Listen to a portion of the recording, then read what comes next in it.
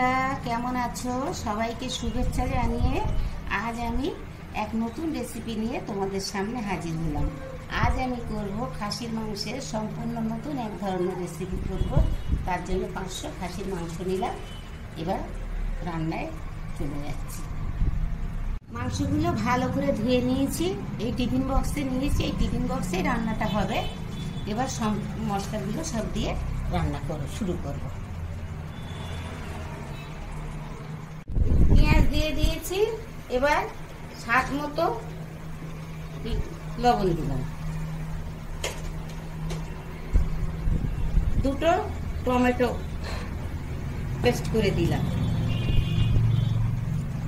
হলুদ, কালো গোলমরিচের গুঁড়ো, দুটো পাকা লঙ্কা কুচি করে নিলাম, জিরের গুঁড়ো, লঙ্কার গুঁড়ো, ধনিয়া গুঁড়ো, রসুন, আদা সবগুলোই আমি এটাতে সব মশলাগুলো দিয়ে দেবো। আমার এগুলো 500 গ্রাম মাংস, সেই পরিমাণের মশলা। আচ্ছা, এবার তেল দিয়ে দিলাম। বন্ধুরা এই দিকে আমি কয়েকটা গোলমরিচ, ছোট এলাচ, একটা জয়িত্রী, লবঙ্গ নিলাম। এইটা আমি শিলবাটায় বেটে নেব, নিয়ে মাংসের সঙ্গে মিশিয়ে নেব। মশলাটা বেটে নিয়ে বাটা মশলাটা দিয়ে দিলাম। এবার ভালো করে এইভাবে মিশিয়ে নেব। সমস্ত মশলাগুলো মাংসের মধ্যে এভাবে মিশিয়ে নেব।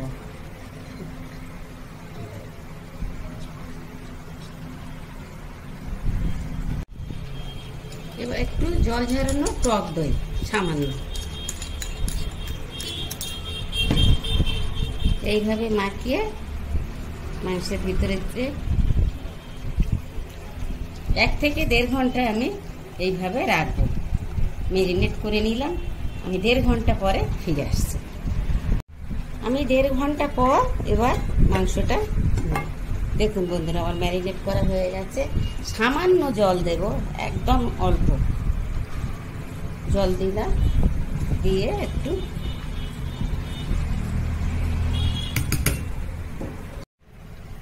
কড়াইতে একটা হাঁড়ি বসানো রিং দিলাম। টিফিন কৌটাটা এর উপরে দিয়ে দিয়েছি, দিয়ে এবারে নুন দিয়ে দিয়েছি।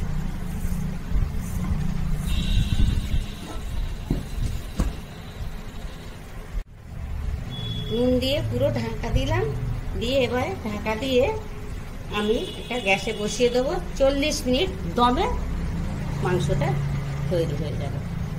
গ্যাসের উপরে একটা তাওয়া বসালাম, তাওয়ার উপরে কড়াইটা বসিয়ে দিলাম। দমে 40 থেকে 1 ঘন্টার মধ্যে, 40 মিনিট থেকে 1 ঘন্টার মধ্যে আর কি মাংসটা আমার কমপ্লিট হয়ে যাবে। 40 মিনিট পরে ফিরছি।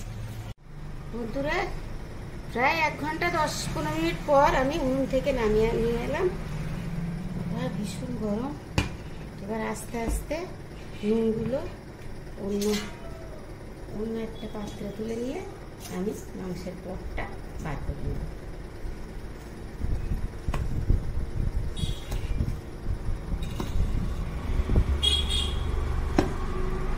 ভীষণ গরম।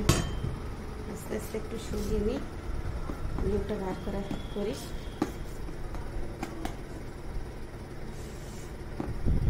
এভাবে নুনগুলো তুলে নিলাম। ভীষণ গরম, ধরা যাচ্ছে না।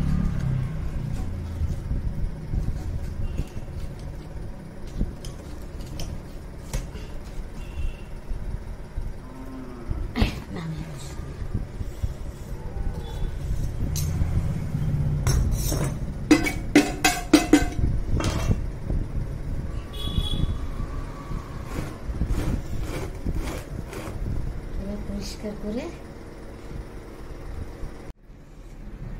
বাবা বন্ধুরা এভাবে এবারে খুলে নিলাম। এবার পরিবেশন করব।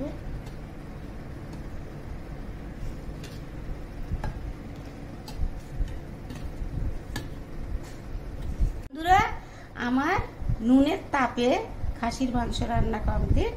এবার খাওয়ার পালা। দেখুন মাংসের কালারটা কেমন এসেছে। আমার এই রেসিপিটা যদি আপনাদের ভালো লাগে তাহলে আপনারা আমার চ্যানেলটাকে সাবস্ক্রাইব করবেন, শেয়ার ও কমেন্ট করতে ভুলবেন না।